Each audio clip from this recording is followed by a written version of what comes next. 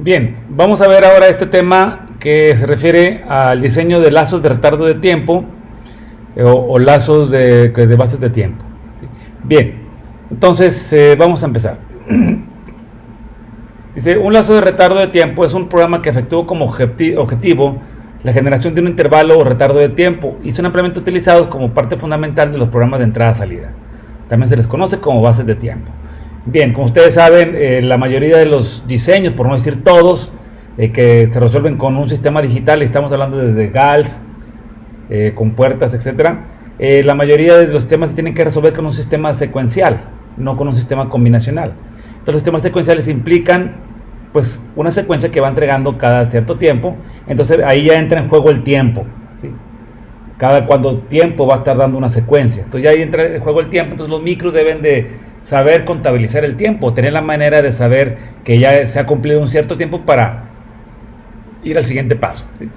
Bien, también se les conoce como bases de tiempo porque en una aplicación, cuando estamos en una aplicación, es seguro que necesitemos varios retardos de tiempo. Tal vez retardo de un segundo, por ejemplo un semáforo tal vez de 10 segundos, de 15 segundos, dependiendo de lo que duren las luces, ¿sí? Entonces nosotros hacemos un retardo base. Si por ejemplo hacemos un retardo de un segundo y nos basamos en él para hacer los retardos para las diferentes combinaciones, ¿sí? 10 segundos, 15 segundos, etc. Lo hacemos como una subrutina, ¿sí? Y por ejemplo queremos un retardo de 10 segundos porque una cierta combinación dura 10 segundos, entonces utilizamos 10 veces esa subrutina. Entonces por eso se le llama también bases de tiempo. Bien, existen dos tipos de lazos, el lazo pasivo y el lazo activo. El lazo pasivo es como este, es decir, está una sesión de programa, nuestra aplicación, y luego hay que hacer un retardo de tiempo, del tiempo que ustedes quieran. Entonces entra a una subrutina cuya única finalidad es hacer ese tiempo, digamos un segundo, ¿sí? Y luego continúa la programación, ¿sí? Dice, este tipo de lazos se utilizan en aplicaciones donde no es necesario que el microcontrolador atienda algún otro evento durante el retardo de tiempo. Digamos, no sé, estamos haciendo una secuencia de operación y un motor, no sé, de un molino, ¿sí? Lo vamos a prender 20 segundos, digamos así. Entonces mandamos a encender el motor y luego hacemos un retardo de 20 segundos. Si ese motor lo vamos a hacer funcionar durante 20 segundos y no importa cualquier otra cosa, ni siquiera un paro de emergencias, ni siquiera nada, pues entonces decimos que el micro no va a hacer otra cosa más que pues esperar a que pase el tiempo para apagar el motor. Entonces sería ahí un lazo pasivo, es decir, no hace nada en este retardo nada más que precisamente hacer el retardo, ¿okay? Es cuando nosotros tenemos nuestra actividad durante el día y hay un momento en que no vamos a hacer nada más que esperar a que llegue cierta hora donde vamos a hacer cierta actividad, donde tenemos una cita o tenemos una clase, estamos esperando que den las 5 de la tarde para que iniciar la clase. Entonces desde 4 a 5 no hacemos nada, absolutamente nada, estamos haciendo un retardo de tiempo pasivo, estamos pasivos, no hacemos nada. Bien, estos son, hacerlos por software está bastante práctico, bastante sencillo, ¿sí? Bueno, y práctico al mismo tiempo. Bien, y los lazos activos, dice, se requieren donde hay eventos que pueden ocurrir y es necesario monitorear y que pueden ocurrir durante el retardo de tiempo, ¿sí? O intervalos de tiempo menores al retardo de tiempo. O sea, atención en intervalos que pueden ocurrir antes o que suceden antes o más pequeños que un retardo de tiempo. Bien, entonces, por ejemplo, regresando al ejemplo del motor que está moviendo un molino, pues durante esos que dije 20 segundos a lo mejor pueden ocurrir otras cosas, como un paro de emergencia, a lo mejor un aumento de velocidad, un bajar de velocidad. Entonces necesitamos estar monitoreando dentro del retardo de tiempo esos interruptores para ver si se activaron y hay que hacer ese cambio en la operación. En el caso del ejemplo que ponemos de nosotros, pues a lo mejor de 4 a 5 hay que hacer tiempo para que empiece la clase, pero de 4 a 5 estoy checando otra cosa que no podría suceder, ¿sí? A lo mejor que me escriban ahí en el WhatsApp, no sé, estoy hablando ya de una situación actual, ¿no? Muy bien, entonces aquí cómo está el algoritmo, dice, viene un programa, o viene parte del programa, y luego dentro de este lazo de tiempo estamos nosotros monitoreando, este programa es de monitoreo. Entonces, todo el lazo de tiempo es el tiempo que tarda aquí en dar todas las n vueltas, ¿sí? Y parte de la vuelta es una sesión de programa que no nada más es hacer tiempo, sino hay que hacer el micro tiene que hacer otra cosa, pero es contabilizado para el tiempo, ¿sí? Muy bien. En esta presentación vamos a diseñar lazos de retardo o de tiempo pasivos, ¿sí? Estos también se pueden hacer por software, los activos. Sin embargo, también en algunas situaciones, para ser más eficiente en la operación del microcontrolador, se usan los timers o temporizadores que tiene adentro el microcontrolador. Es decir, que los retardos de tiempo se hacen por hardware, no por software, ¿sí? Es decir, utilizando un módulo, un chip que trae dentro del chip el microcontrolador, ¿sí? Y no hacerlo como un programa, que es como el que vamos a hacer ahorita, que viene siendo lazo activo, pasivo. Bien, entonces los retardos de tiempo intervalos se logra aprovechando el tiempo que transcurre durante la ejecución de una instrucción, ejecutándola de forma repetitiva, tantas veces como sea necesario hasta obtener un retardo de tiempo, ¿sí? Es decir, ustedes saben, el microcontrolador o el microprocesador, más bien parte del microcontrolador, es un sistema secuencial y por lo tanto requiere una señal de reloj, como sus contadores que hicieron en Digital 1, ¿sí? Y en función de la velocidad de esa frecuencia, pues era la velocidad del contador. Aquí también, en función de la velocidad, es la velocidad del microcontrolador. Bien, entonces hablamos, por ejemplo, de nuestros microcontroladores que trabajan a 4, a 8 MHz, a 1 MHz. Si hablamos de micros de los smartphones o de las computadoras, pues estamos hablando de gigahertz, ¿sí? Entonces se refiere a eso.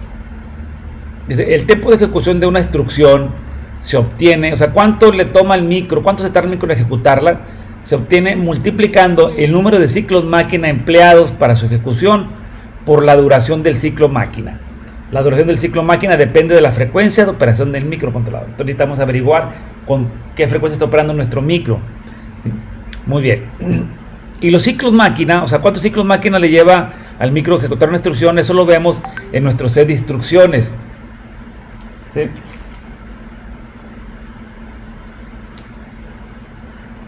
Permítame tantito.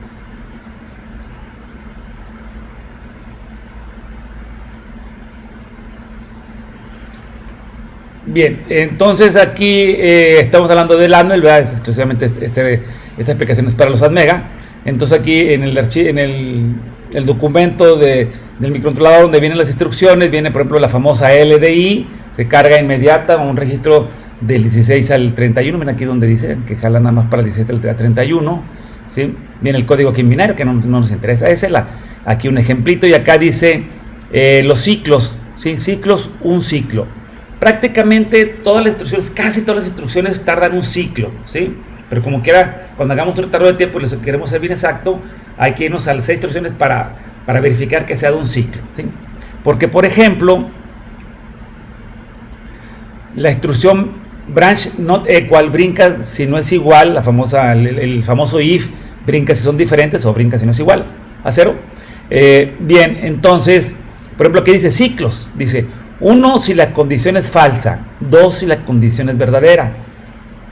Si escucharon o se acuerdan de la explicación de cómo funciona el microprocesador, ¿sí? Cómo funciona el modo relativo o los if, es que el micro pregunta si se cumple una condición, en este caso del bit Z, en el caso del branch ¿sí?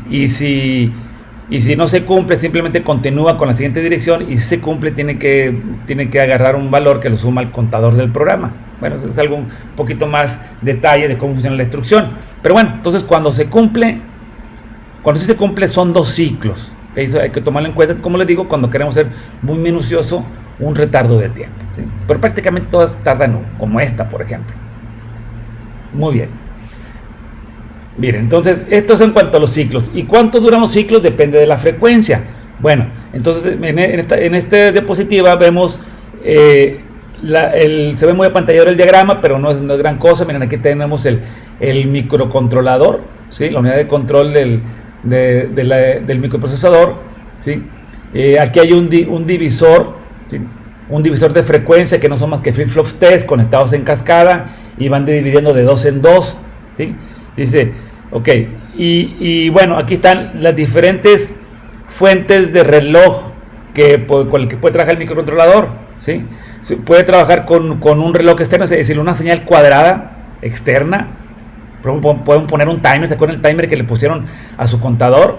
En la entrada de esa cuadrada o la salida cuadrada se lo podemos conectar, pero obviamente pues funcionaría bien lento, ¿eh? Un cristal oscilador externo, un cristal oscilador de baja frecuencia, los famosos 32.78 Hz, y tiene internamente un oscilador interno con un circuito RC, ¿sí? Bien, eso hace que no sea súper exacto. Es bien exacto, pero no súper exacto. Los cristales externos son más exactos. Entonces todos estos van a este multiplexer. Y ustedes saben, un multiplexer, pues bueno, tiene unas líneas de selección de canal. Entonces nada más uno es el que seleccionamos. Bueno, resulta que ese multiplexer viene configurado para que lo que le llegue de reloj o como señal de reloj al microcontrolador es el cristal interno, ¿sí? Entonces trae un oscilador, no es cristal, pero es un oscilador con un circuito RC interno, y ya viene de fábrica de 8 MHz, ¿sí? Ya funciona a 8 MHz, ya viene activado en fábrica, es decir, por default, nuestros micros no es necesario ponerles un cristal externo, como se han visto mucha gente que trabaja con el PIC, con el 877, ese forzosamente tiene que ponerle un cristal externo, ¿sí? Entonces, el cristal en este caso es de 8 MHz. Y luego el divisor de frecuencia también ya viene por de fábrica, ¿sí? En un divisor entre 8. Este divisor lo podemos cambiar, ya cuando inicia el programa lo podemos cambiar, por ejemplo, a divisor en 1 para que trabaje a 8 MHz. Por ejemplo, si necesitamos que el micro trabaje más rápido, ¿sí? Que puede ser ocasiones, le podemos aumentar la velocidad a 8 MHz. Pero por de fábrica entonces decimos que el micro trabaja a 1 MHz, es decir, un ciclo máquina dura 1 microsegundo. Muy bien. Por ejemplo, aquí hablando de otras, por ejemplo, la instrucción DEC, la vamos a utilizar. La instrucción decrementa registro de propósito general, es de un ciclo máquina. El BRNE, como les digo, cuando no se cumple es de un ciclo máquina, y cuando sí se cumple son 2 ciclos máquina, ¿sí? Y luego, miren, aquí viene un detalle muy interesante. En la mayoría de las aplicaciones de control, las señales que se manipulan son del orden de milisegundos o menos, ¿sí? ¿Sí? Inclusive en aplicaciones de interacción con humanos son del orden de hertz, es decir, retardos del orden de segundos. Un reloj digital, un semáforo, un cronómetro, marcadores deportivos, etcétera, ¿no? Y acá de milisegundos, por ejemplo, por ejemplo, en los carros, por ejemplo, en las computadoras de los carros, la velocidad con la que activan los inyectores, o por ejemplo la velocidad del sensor de la llanta, también son de cientos de hertz, ¿no? Sí. Ya, por ejemplo, si queremos hacer un control digamos, de remoto de una televisión, ahí son de kilohertz, ¿sí? Entonces, ¿qué sucede? Dice, por ejemplo, para generar un retardo de un milisegundo. ¿Qué es para nosotros un milisegundo? Pues prácticamente instantáneo para los seres humanos, ¿no? Se requieren que el microcontrolador ejecute 1000 instrucciones, perdón, 1000 ciclos máquina, es decir, 1000 instrucciones. Entonces, si queremos hacer un programa que dure eso, tenemos que acumular 1000 ciclos máquina. Entonces, ni modo de hacer un programita que tenga 1000 renglones de instrucciones. O sea, por lo que es necesario construir un programa tipo lazo, o sea, donde hacemos repeticiones, un for, ¿verdad?, en el que se acumula esa cantidad de ciclos máquinas. De ahí el tema lazos de retardo de tiempo, porque son programas tipo lazo, tipo repeticiones, ¿sí? Muy bien, miren, aquí está otro esquema. Esta es la señal cuadrada que está interna en el micro, la de 1 MHz. Entonces, cuando el micro, para que el micro ejecute esta instrucción, se requiere que le llegue ese pulso. Y cuando se ejecuta, por ejemplo, y si se cumple la instrucción, son dos ciclos, ¿sí? Aquí está. Estos son los que vamos a estar repitiendo en un programita que vamos a hacer ahorita. Bien. Entonces, ¿cómo lo construimos? Pues simplemente hacemos un lazo. Ya sabemos hacer lazos, ¿sí? Este no es más que un for. Entonces, ¿qué hacemos? Nuestro programa básico es cargarle un valor a un registro de propósito general, que va a ser del 16 al 31, porque lo vamos a hacer en modo inmediato, ¿sí?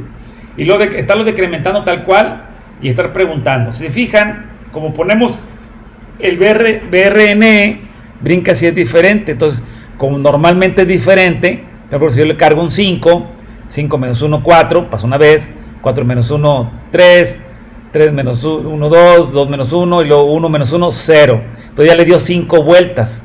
5 vueltas. Se fijan, hasta la última es cuando se vino por el falso. ¿Sí? Entonces, mientras estuvo dándole vuelta fueron 2 ciclos. Ya la última es esta. Si fueron 1000, si le pongo un 1000, bueno, si le pongo 255, 254 veces se viene por aquí, por verdadero, y hasta la última se viene por el falso. ¿Okay? Muy bien. Entonces acá hago una tablita donde le digo que la instrucción A, que es el RDI, vale un ciclo, la B, que es el decremento, vale un ciclo, y la C, que es el BRNE, vale 2 ciclos. Siempre se está cumpliendo la condición, excepto en la última repetición. Eso también, si nos ponemos muy escrupulosos a la hora de hacer el cálculo, lo vamos a tomar en cuenta. Yo aquí no lo voy a tomar en cuenta, ¿sí? Ahorita les explico dónde. Bueno, junto con mi rutina de retardo, yo formulo una expresión para mi tiempo, o sea, el tiempo que va a tardar, que no es más que la sumatoria de los ciclos máquina.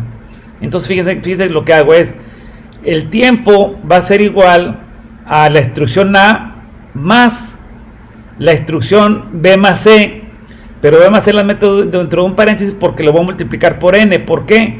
Porque B y C, es decir, el decremento y el branch, se van a ejecutar N veces. Como les digo, realmente es N menos 1, ¿verdad? Y luego pues le agregaría una instrucción más de la C, pero no me voy a poner muy escrupuloso, ¿sí? Que acá son microsegundos. Ciertamente, estos lazos de tiempo hechos por software son muy prácticos y muy sencillos para aplicaciones donde no se requiere exactitud. Si por ejemplo se haga un semáforo, pues da lo mismo que si ¿cómo se dice? Una combinación dura 10 segundos a 10.0004, porque tengo un error de 40 microsegundos. Entonces, ¿para qué nos metemos en ese rollo? ¿Sí? Muy bien. Bueno, todo esto es una sumatoria de ciclos máquina. Todos estos números A, B y C son, digamos, un parámetro que vale ciclos máquina. Para convertirlo a segundos, pues nada más pongo el factor de conversión. Un microsegundo equivale a un ciclo máquina. ¿Ok? Si yo hablo de otra frecuencia, ¿qué le tengo que cambiar? Por ejemplo, si yo le cambio el divisor de frecuencia a mi ATmega y le pongo divisor entre 8, entonces el ciclo máquina ya no vale un microsegundo, sino vale un octavo de microsegundo, o sea, 0.125. Y aquí en la ecuación le tendría que poner 0.125. ¿Sí? Muy bien. Entonces, esta es mi ecuación de base de tiempo. Entonces, construyo el programa y al mismo tiempo también construyo la expresión. Una primera prueba que tenemos que hacer es ver cuál es el máximo tiempo que puedo obtener, porque a lo mejor pretendo obtener un tiempo más grande de lo que el retardo puede durar. Entonces, ¿cómo lo hago? Dándole el máximo valor al registro. En este caso el registro es de 8 bits, en decimal 255. ¿Sí? Entonces, pues simplemente lo vacío en la ecuación, ¿sí? Hago valores aquí y me queda 3 por 155 más 1, son 766. Elimino los ciclos máquina y me quedan microsegundos. Y entonces me queda 767 microsegundos o 0.767 milisegundos. O sea, no alcanza el 1 milisegundo. ¿Sí? Ok, entonces esta puede ser mi base de tiempo. A lo mejor la hago de 0.5. ¿Sí? Que acabo de 0.5 sí puedo. Pero también se puede, si la quiero hacer de 1 milisegundo, ¿sí? para que después se me faciliten mis programas que los voy a hacer en base a 1 milisegundo. Por ejemplo, yo puedo hacer esto, o sea, agregar una instrucción dummy para aumentar la base de tiempo. Entonces agrego un no operación, este es el mnemónico.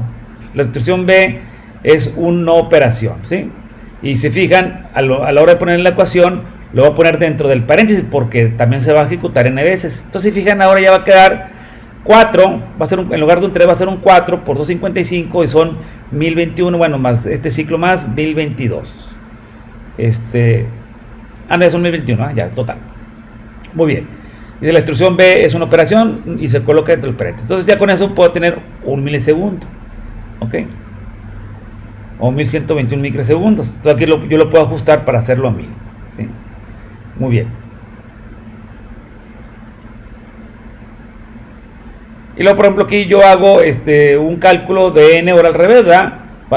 Ya que veo que sí puedo hacerlo de 0.5, pues hago el cálculo. Entonces simplemente pues hago el despeje, ¿verdad? Te lo conozco, que es un microsegundo, perdón, 0.1 milisegundo, ¿sí? Ok, doy valores, por aquí convierto los milisegundos a microsegundos o al revés, y me da un valor de 100, háganlo ahí, compruébenlo, son 166 en decimal o A6 en hexadecimal. Y le doy otra actividad, dice calcular n para un retardo de 1 milisegundo con la opción en la que se utiliza la instrucción dummy. Es decir, con este programa, ¿sí? De aquí van a despejar el valor n, que valor n sería para que les dé un tiempo de exactamente 1000 microsegundos, ¿sí? Son como 20, hay que quitarle 20, es como 4 vueltas, ¿verdad? 5 vueltas, entonces va a quedar como en 2.50, algo así. Entonces compruébenlo esto, y así tendrían uno de 1 milisegundo exacto. Con este de acá, con el que yo hice, ¿sí? Con el programita original sin la instrucción dummy y cargándole un 166, son 0.5 microsegundos. ¿Ok? Muy bien. Bueno, ya que tenemos nuestra base de tiempo, ahora ya puedo hacer tiempos más grandes, ¿sí? Y puedo usarlo utilizando sus rutinas o haciendo un programa total sin sus rutinas. Lo hago con sus rutinas, ¿sí? Entonces hago un retardo de 0.1 segundo, ahí le pongo aproximado porque son muy aproximados, pero no son exactos. Si utilizamos el lazo que dura 0.5, lo insertamos en un lazo que será ejecutado 200 veces, o C8 en hexadecimal, ya que 0.5 por 200 son 100 milisegundos o 0.1 segundo, ¿sí? Entonces ahora uso un segundo registro, digamos el R17, le cargo un C8 o un 200 y luego entro a un lazo similar, ¿sí? En donde hago el retardo de 0.5 y luego decremento ese registro, el nuevo, y estoy en un lazo, ¿sí? Hay cuenta que ahora el no operación es toda la rutina que dura 0.5, ¿sí? Realmente este programa dura más que 0.1 porque aquí ya no estoy considerando estos microsegundos de aquí, ¿sí? Puedo ponerme más quisquilloso y hacer los ajustes para que realmente duren, si son 1000, pues son 100.000 microsegundos, ¿verdad? Bien, entonces con eso haría un retardo de 0.1 y luego ahora hago uno de 1 segundo. ¿Cómo? Utilizando a su vez ese retardo de 0.1 y ahora sí, te fijan, la misma estructura, es la misma estructura, nada más que ahora cambia con otro registro, ¿verdad? Cargándole un 10. Entonces le cargamos un 10, se da 10 vueltas, cada vuelta dura 0.1, ya cuando salga por fin, ya es 1 segundo, ¿de acuerdo? Y ese es un programa de 1 segundo hecho con retardo de tiempo, utilizando sus rutinas, y es un retardo pasivo. Y aquí, como ejemplo, bien, de un programa que activa un contador binario en el puerto B o en el puerto que ustedes tengan conectados con retardo de 1 segundo aproximado. Entonces, ¿cuál es el algoritmo? Programar el puerto como salida, el que ustedes utilicen, ¿sí? Y inicializa el puerto, que viene siendo el contador, ¿verdad? Lo borramos, le cargamos un 0, y luego hacemos un retardo, el incremento. Entonces, nosotros vamos a ver ahí con nuestros LEDs un contadorcito que va a estar incrementando aproximadamente 1 segundo. Para fines prácticos, si no que lo queremos muy exacto, es 1 segundo. Si queremos hacer un reloj digital, bueno, ese error, esas distorsiones que están ahí, que no están consideradas, pues va a provocar que como tiene de más, seguramente dura más que 1 segundo, va a provocar que se va retrasando, ¿sí? Entonces el error va a ir acumulativo, ¿sí? A diferencia de un semáforo donde no es acumulativo, ¿verdad? Entonces cada vez que prendemos una luz, pues se reinicia el tiempo, entonces en lugar de tardarse 5 segundos, se tarda 5.00 y tanto. Entonces para fines prácticos, para los automovilistas, pues eso es transparente, y ahí el error no es acumulativo. En un reloj sí sería acumulativo. Ok, bien, y eso es todo. Espero que lo hayan entendido y bueno, hay que ponerse a trabajar con esto. Ok, hasta luego.